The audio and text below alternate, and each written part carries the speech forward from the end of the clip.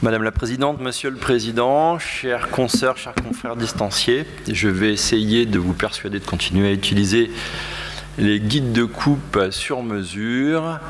Je vais essayer aussi de transmettre fidèlement la pensée et l'action du docteur Emmanuel Marchetti. Je n'ai pas de conflit d'intérêt avec le système dont nous allons parler.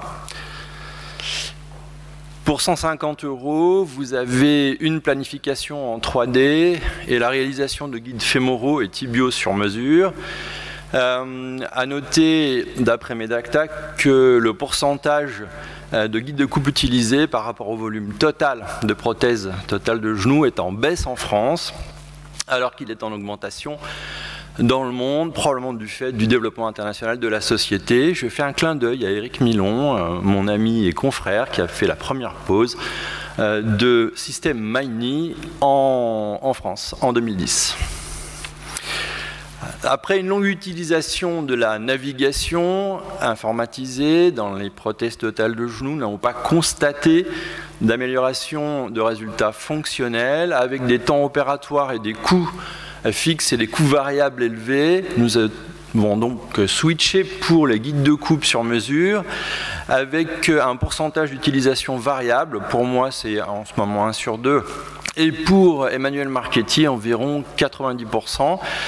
Tout ceci dans une optique différente en ce qui me concerne pour la gestion de la fémoro-patellaire et pour Manu, la gestion de l'alignement cinématique. Nous faisons état d'une expérience d'environ 1000 cas. Les guides de coupe ne font pas état d'amélioration par rapport à l'instrumentation conventionnelle dans des publications à fort impact international, publiées par Amadouche et Argenson, tant sur le score genou que sur le score fonction. Emmanuel Marchetti a repris dans une étude rétrospective en alignement mécanique, sans prothèse de genoux avec système de guide de coupe sur mesure Maini à 4 ans et fait état de score fonctionnel tout à fait assimilable à une technique conventionnelle en alignement mécanique et toujours sur le plan précision 28% d'outliers sur l'intervalle cible entre centré sur 180 € plus ou moins 3 degrés. Concernant la précision, de nombreuses études hétérogènes ne montrent pas d'amélioration des PSI par rapport à l'instrumentation conventionnelle, peut-être mis à part celle de Sébastien Parade, qui obtient déjà une excellente précision sur les techniques conventionnelles. Et en termes de temps opératoire, Fitzner montre qu'il est plus rapide avec un PSI qu'avec une technique conventionnelle. En ce qui me concerne, j'ai repris rétrospectivement, sans facteur bien entendu de randomisation, si ce n'est la disponibilité des guides, ce qui effectivement est un facteur de choix au hasard. J'ai donc opposé 136 prothèses mises en place avec des guides Maini et 43 naviguées avec un système précision 4.0 de chez Stryker. Et là, le score est sans appel. 24% des patients opérés en PSI sont en dehors de la valeur cible 180 à plus ou moins 3 degrés, alors que 7% seulement le sont avec la navigation. Donc la navigation reste pour nous, même si nous ne l'utilisons plus, un gold standard. Alors, pas d'amélioration sur le plan des scores fonctionnels, pas de meilleure précision, loin de là, par rapport à la navigation et à, comment dire, une instrumentation classique. Pourquoi continuer à utiliser ces guides de coupe?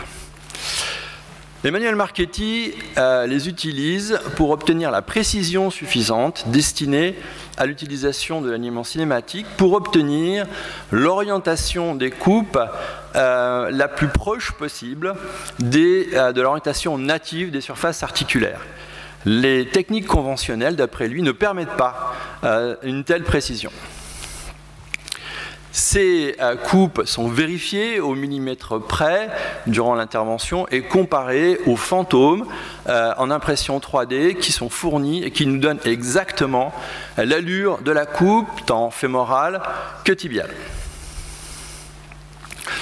Il reprend de manière prospective une étude utilisant des prothèses, 50 prothèses en médial pivot, dans l'optique de l'alignement cinématique restrictif selon Venditoli à 1 an, et il montre que sur le plan précision, l'angle tibial mécanique post-opératoire est en approche de l'angle tibial mécanique préopératoire. Et ça se retrouve sur les outliers qui, pour lui, par rapport à des intervalles cibles à plus ou moins 3 degrés centrés aux alentours de 178 degrés, sont en diminution.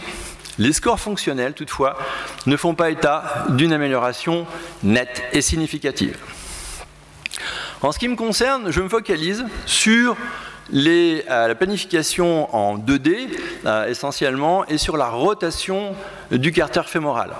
En effet, dans les prothèses totales de genoux, on ne retrouve pas de rotation automatique du tibia en flexion et il n'y a pas de customisation de la trochlée fémorale. Mon but est de diminuer les pressions dans le secteur latéral de la fémoropatellaire en flexion. Je me concentre sur un angle entre la partie articulaire de la patella et la ligne bicondylienne postérieure. En pratique, pour tout valgus, j'envisage avant tout une approche latérale pour décomprimer le secteur latéral fémoropatellaire. Et si le genou est en varus, eh bien, si cet angle est supérieur à 5 degrés, je m'attends à faire, dans des cas très fréquents, un release externe. Voici un cas de grand valgus avec déjà une désaxation de la fémoropatellaire et une approche latérale sans relever la TTA nous permettra d'effectuer ce grand release associé à une rotation adéquate du carter fémoral de telle manière à limiter les pressions dans le secteur latéral de la fémoropatellaire en flexion.